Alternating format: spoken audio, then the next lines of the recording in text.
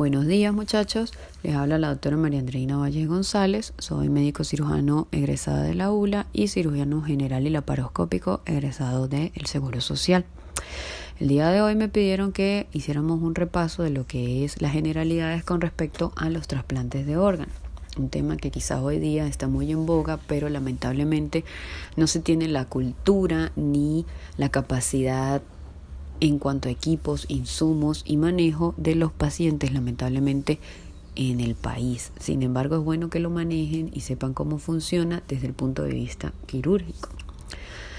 Entrando ya en lo que es materia de la charla, es primero importante que conozcan conceptos básicos y puntuales, como es, por ejemplo, el trasplante. El trasplante no es más que la implantación a un individuo que se conoce como receptor de un órgano específico o de un tejido el cual es ajeno a su cuerpo y cuyo objetivo busca restaurar la función y mejorar la calidad de vida del paciente, por supuesto. La donación no es más que una acción de liberalidad, es decir, una acción desinteresada, voluntaria y de desapego por el cual una persona, bien sea viva o fallecida, otorga de manera gratuita a favor o a beneficio de otra, que es el receptor, tejidos o órganos de su cuerpo. Y por último, y quizás el más importante en la charla que vamos a desarrollar, es el concepto de muerte encefálica. Actualmente, de manera internacional, se establece que la muerte encefálica no es más que el cese irreversible de las funciones circulatorias y respiratorias o de todas las funciones cerebrales, incluidas las del tronco cerebral, en un paciente. Haciendo un breve recuento histórico, porque sé que esto se pone un poquito pesado, tenemos que este auge de los trasplantes de tejidos y de órganos inician en el siglo XX con el doctor Alexis Carrel, que fue el primero en hablar y en plantear la posibilidad de hacer suturas vasculares, y él utilizaba tejidos de animales o de otras personas fallecidas. Y allí es donde se empieza a ver lo que es la respuesta inmunológica de estos pacientes a esos injertos vasculares que él hacía, y se da el inicio a lo que es toda la idea de hacer trasplante de órganos y el por qué no se pueden realizar o no se llevan a cabo hasta ese momento de manera efectiva. Se da inicio a las investigaciones y en 1930 se realiza o se logra lo que es la primera preservación de órganos in vitro, y esto da pie a que se plantee la posibilidad de hacer un primer trasplante 3 años después, el cual no fue exitoso. Para 1950, es decir, 20 años después de este trasplante no exitoso, se logra el primer trasplante con éxito de riñón. Y 8 años después se determinan que las drogas inmunosupresoras son realmente efectivas, están existentes y que facilitan lo que es el procedimiento de trasplante de órganos. En 1963 se hace el primer trasplante de hígado entre humanos, y ya para 1964, ante evidenciar que se realizó un trasplante efectivo el año previo, se acuña como tal de manera internacional el término de muerte cerebral y se plantea el inicio a lo que es todas las legislaciones que conllevan a este procedimiento de trasplante o procura de órganos, como lo llamamos en el argot quirúrgico. Entonces, iniciamos con un posible donante y debemos saber o tener claro cómo comprobar esta muerte encefálica.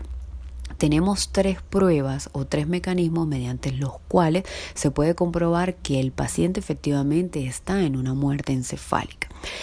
El paciente debe primeramente sufrir el incidente, por llamarlo de alguna manera, en un área hospitalaria o en un área de emergencia, o trasladarse de manera inmediata a la misma. Y una vez que llega y se plantea este concepto, se hacen lo que sería primeramente el test de apnea. El test de apnea consiste en la preoxigenación de un paciente que se encuentra bajo ventilación asistida por 20 minutos, y en ese momento se hace una gasometría arterial. Se procede a desconectar luego del respirador y se deja en T de aire durante 8 a 10 minutos, evidenciándose lo que es la respuesta motora de los movimientos respiratorios y la respuesta ventilatoria como tal del paciente, así como sus signos vitales, y se hace una nueva gasometría. En este punto es importante la observación del paciente, puesto que si antes de los 10 minutos el paciente muestra signos francos de isquemia, debe nuevamente hacerse inmediato la gasometría y conectarse a la ventilación mecánica, puesto que si es un posible donante, los órganos o tejidos a donar pueden sufrir isquemia y esto debe evitarse. Otra de las pruebas que se puede hacer es la determinación de un coma reactivo, que consiste en la ausencia de una respuesta motora o vegetativa a lo que son los estímulos dolorosos, o la ausencia de los reflejos troncoencefálicos, que es comprobando la presencia o no de reflejo fotomotor, corneal, óculoencefálico, tusígeno y óculovestibular. ¿Cómo se hace legalmente la comprobación de la muerte encefálica? Bueno,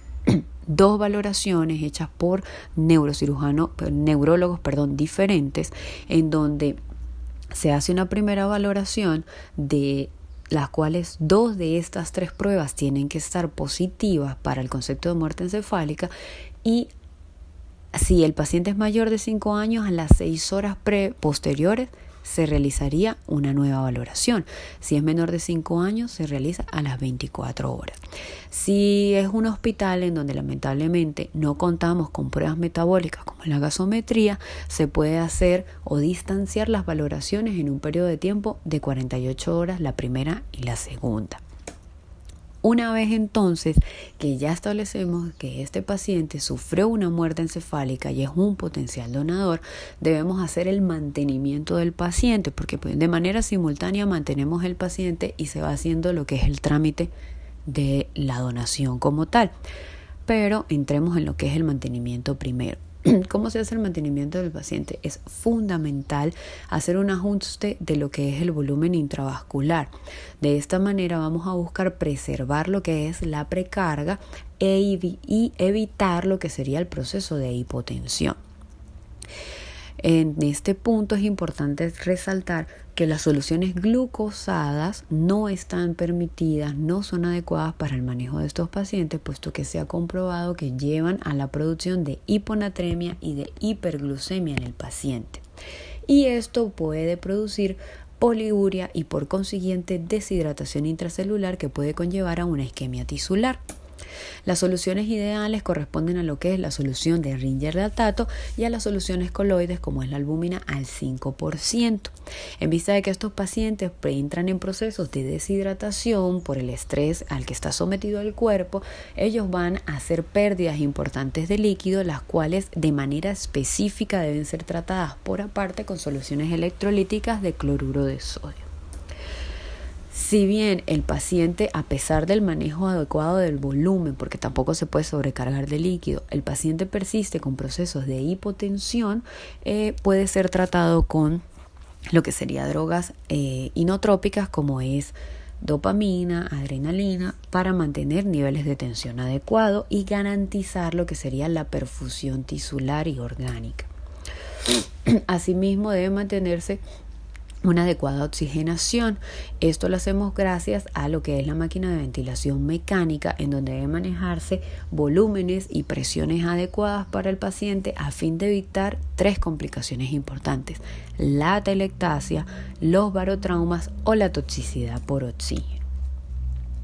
En cuanto a lo que es la hipotermia, sabemos que una vez que cesan las funciones cerebrales, lo que es el control de la temperatura, obviamente cesa su función y por consiguiente el paciente entra en un franco descenso de lo que sería la temperatura corporal. Al producirse un descenso de la temperatura corporal, lo que sería hasta los 32 grados sería adecuado e incluso conveniente para lo que es la preservación de esos órganos y tejidos. Pero por debajo de esta temperatura entramos en un proceso de vasoconstricción que conlleva a inestabilidad cardíaca y por consiguiente una disminución de la velocidad de conducción vascular, que va a producir de entrada procesos de bradicardia que se pueden convertir en arritmias, e incluso por debajo de los 28 grados está descrito los procesos de fibrilación ventricular, con la consiguiente falla multiorgánica que puede producir. Asimismo, no solo se producen alteraciones a nivel cardíaco, sino que también se producen alteraciones de la coagulación, alteraciones del filtrado glomerular, procesos de hiperglicemia con el consiguiente daño tisular y procesos de acidosis metabólica y respiratoria. Es por esto que se debe mantener la temperatura del paciente con ayuda de mantas térmicas, de calentadores, de soluciones fisiológicas con calor, todo lo que se tenga a disponibilidad en la institución. También vemos que estos pacientes cursan con procesos de anemia, que pueden ser por 3 causas básicas: por procesos de hemodilución debido al ajuste vascular que hacemos, por procesos de coagulopatías o procesos de hemorragia. Recordemos que muchos de estos pacientes que sufren muerte encefálica son pacientes procedentes de procesos traumáticos, quizás algún órgano interno sangre, y esto conlleva un proceso hemorrágico que genera anemia en el paciente. Estos pacientes deben mantener un control estricto de hemoglobina y hematocrito para cumplir los hemoderivados correspondientes. En este caso sería concentrado globular, para mantener los niveles de hemoglobina. Y por último, hacer el manejo de las coagulopatías, que en casos muy severos el paciente puede tener un consumo tal de plaquetas y de plasma que puede conllevar a una coagulación intravascular diseminada, y es por esto que el paciente requiere de transfusiones sucesivas tanto de plasma fresco como de plaquetas. En cuanto a lo que es el marco legal, que es lo que se va a ir caminando o que se va a ir desarrollando en simultáneo con lo que es el mantenimiento del paciente, es de entrada el equipo que se necesita para hacer lo que sería la procura como tal. Necesitamos que este paciente, como les mencionaba, se encuentre en un área de UCI o en un área de emergencia donde se garantice un soporte vascular y ventilatorio y cardíaco del paciente. A su vez, necesitamos de 2 o 3 neurólogos, que son los que se van a encargar de hacer la certificación de la muerte encefálica y de generar o producir lo que sería el certificado de muerte, e inmediatamente se le debe notificar también al coordinador hospitalario de trasplante.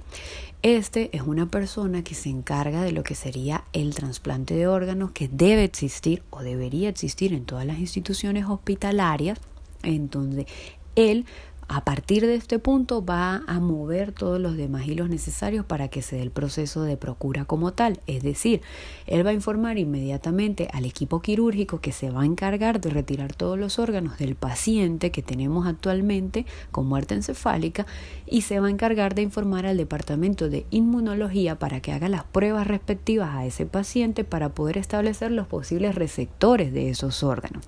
Una vez que tienen esta información, también se va a encargar de informar a cada uno de los hospitales a los cuales pertenece el paciente receptor, para que informen al paciente en base a la compatibilidad y preparen los equipos quirúrgicos necesarios para hacer la recepción del órgano y la consiguiente cirugía de trasplante. También este coordinador, que como ven tiene mucho trabajo, tiene que ser el que se encarga de hablar y de explicar a los familiares el proceso de procura de órganos, de trasplante de órganos, y el proceso legal de todo este procedimiento quirúrgico. ¿Por qué? Actualmente en el país hay una ley específica para lo que es la donación y trasplante de órganos y tejidos, en donde se establece lo que es el concepto de un consentimiento presunto. Es decir, que todos los mayores de edad somos donantes, al menos de que, como quien dice, se demuestre lo contrario. Y lo contrario se demuestra de 2 formas: o que el paciente haya firmado en vida la negativa a donar órganos, o que en el momento en el que se da la muerte encefálica, los familiares, mediante una acta escrita, se nieguen a lo que es la donación de órganos y asuman las consecuencias legales de lo que esta negativa representa. Una vez que se hace la explicación a los familiares de este concepto de consentimiento presunto y de todo lo bueno que puede llegar a ser el trasplante de órganos, se debe obtener lo que es la autorización por parte de la dirección del hospital, el certificado legal de muerte, una autorización judicial para lo que es la procura de órganos y el acta como tal de extracción de dichos órganos. Asimismo, pues debemos saber quiénes somos potencialmente donantes. Todo mayor de edad cuyas pruebas de histocompatibilidad y de grupo sanguíneo permitan la donación de órganos a un paciente receptor, que el órgano que se va a donar tenga una funcionabilidad, esté activo y un tamaño mayor al 80% necesario para funcionar, y que no sea mayor de 40 años. Específicamente en el caso de los hombres se puede permitir hasta un máximo de 45 años. Entrando en materia lo que es el procedimiento quirúrgico como tal, bueno, explicarles una cirugía de procura me llevaría quizás toda una tarde, parte de la noche, debido a que es un equipo multidisciplinario en el cual se ejercen cirugías diferentes de manera simultánea en un paciente. Pero en términos generales, lo que se hace es una laparotomía media sifopúbica acompañada de una esternotomía. En este procedimiento de laparotomía incluso se puede no solo retirar el esternón, sino que se hace o se pueden extender las incisiones hasta ambas regiones axilares, similar a como se hace en una autopsia convencional. El equipo quirúrgico va a estar fragmentado en varios equipos por órganos y sistemas, y tenemos entonces que de inmediato, una vez abiertas las cavidad torácica y abdominal, actúa el equipo cardiotorácico. El equipo cardiotorácico se va a proceder a lo que es la apertura tanto de la pleura como del pericardio, hacer el abordaje de entrada de lo que es la aorta ascendente y callado aórtico para hacer el respectivo clampeo de estos grandes vasos y hacer la disección y separación de todo lo que seguiría la tráquea, el árbol bronquial con ambos pulmones y el corazón, para hacer la extracción en bloque de ambos sistemas y poder hacer ya externo del paciente lo que sería el manejo como tal de esta pieza quirúrgica, en la cual pueden ir juntas o separadas. Normalmente van separadas, corazón para un receptor y pulmones para otro. De igual manera, así como trabaja el equipo cardiotorácico, a nivel abdominal se encuentra trabajando de forma simultánea lo que sería el equipo hepático. En algunos casos se puede incluso extraer el páncreas y se extrae en bloque lo que sería hígado, páncreas y todo el duodeno, incluyendo lo que sería la vía biliar. Este equipo se va a encargar de hacer toda la resección quirúrgica, primeramente el abordaje de toda la vía biliar con el hilo hepático, la sección de todo el hígado,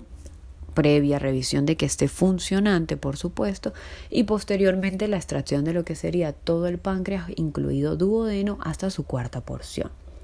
De igual manera vamos a tener un equipo, el equipo renal, en donde se va a realizar lo que sería la nefrectomía bilateral con el abordaje de ambos uréteres a nivel de la cavidad pélvica, y se va a hacer la extracción primero de un riñón y luego de otro. Y por último se hace lo que es la extracción del vaso y los ganglios, y ya le voy a explicar por qué se hace la extracción del vaso y los ganglios, puesto que el vaso no se trasplanta y los ganglios tampoco, pero tiene su función en este procedimiento. Y se deja de último aquellos tejidos menores, como son las córneas, los huesos, los tendones, incluso la piel, que son tejidos que son más tolerantes a la isquemia y por consiguiente por eso se extraen en último momento. Volvemos entonces a lo que les comentaba del vaso y los ganglios. Estos tejidos, estos órganos que se extraen, una vez que se trabajan y se hace la limpieza de los mismos por separado, fuera de lo que sería el cadáver como tal, que ya en este momento pasa a ser un cadáver, requiere ser almacenado en bolsas especiales para ellos, pero van acompañados cada uno de una muestra de sangre del paciente, de una muestra ganglionar de cada órgano o la cercana a cada órgano y de una cuña del vaso de ese paciente. Esto para realizar las pruebas de histocompatibilidad necesarias en el momento en que cada órgano llega al equipo quirúrgico que lo va a trasplantar en el paciente receptor, para corroborar que efectivamente el receptor puede recibir ese órgano. Estos órganos, como les mencionaba, una vez que se extraen del cuerpo del ya cadáver, se debe mantener a una temperatura de 4 grados centígrados. Esto se logra haciendo un lavado profuso con solución de Ringer lactato. Se hace hielo con Ringer lactato congelado, el cual se parte y se coloca en bolsas intestinales, que son bolsas especiales para la preservación de los órganos, y se tiene una solución de preservación rica en potasio. Esta solución de preservación se va a inyectar a través de todo lo que es las vías vasculares de esos órganos que se extrajeron hasta que sale completamente clara. Y en este punto, que es lo que se conoce o se maneja como la isquemia aún caliente de estos órganos extraídos, estas soluciones de preservación lo que buscan es generar una supresión del edema celular, una pérdida de importancia del potasio intracelular que va a conllevar a lo que sería la apoptosis celular, pérdida de energía que también conlleva apoptosis y por consiguiente la eliminación o evitar lo que sería la producción de radicales libres que pueden llevar a isquemia y a daño de ese órgano que se va a trasplantar. Estas soluciones de preservación se conocen actualmente como la solución de Wisconsin o la solución de histidina triptófano ketoglutarato o HTK, que son las soluciones especiales para la preservación de estos órganos que van a marcar el punto de inicio una vez que se administran en el órgano y se cierra la bolsa de lo que sería la isquemia fría, que es el punto en el cual se preservó el órgano como tal, se inicia la cadena de transporte al equipo quirúrgico receptor y lo que sería la implantación posteriormente en el paciente receptor. Existen cantidades farmacológicas de soluciones de preservación de órganos que no les voy a explicar cada una su contenido porque no es el objetivo de esta charla, pero que en términos generales tienen ciertas sustancias como es la glucosa, el manitol, electrolitos como sodio, calcio, potasio, tienen albúmina, adenosina, entre otras cosas, entre otros componentes farmacológicos y químicos que lo que buscan es prevenir, como les mencionaba, cada una de las escalas de daño tisular que puede presentar los órganos, y en este cuadro lo pueden ver muy resumido. Posteriormente sus compañeros le pueden facilitar las diapositivas para que lo tengan a la mano y conozcan de manera específica cada una de las características de las soluciones.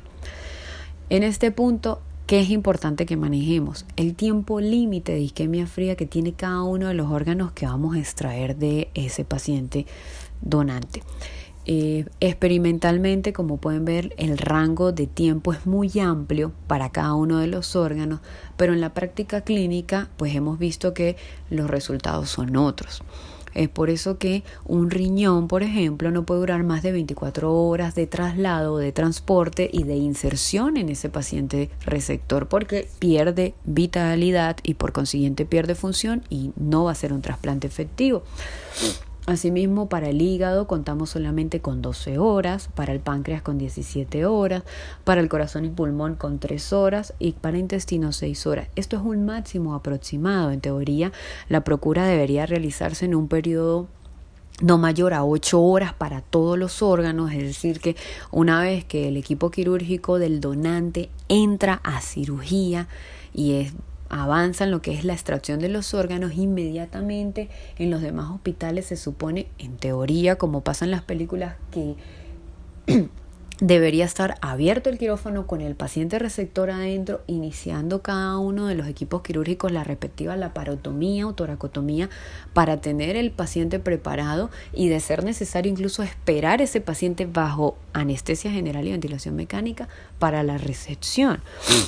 No es cosa de película, así debería funcionar, solo que lamentablemente aquí no vemos ese tipo de procedimiento.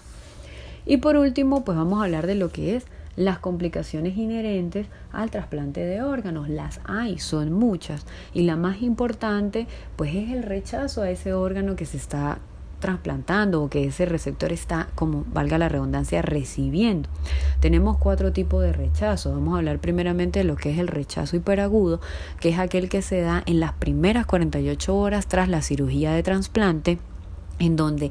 lamentablemente este paciente receptor por una u otra razón desarrolló anticuerpos específicos a antígenos.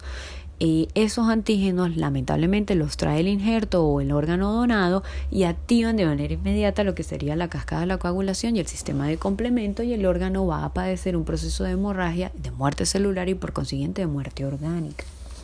Tenemos el rechazo acelerado, que es el rechazo que se va a dar los primeros días tras realizar el trasplante, es decir, desde las 48 horas a los consiguientes días. En este lo que se da es un desarrollo rápido de anticuerpos que van a atacar de manera directa el injerto o el trasplante y van a producir un proceso de oclusión vascular con la consiguiente isquemia en ese órgano.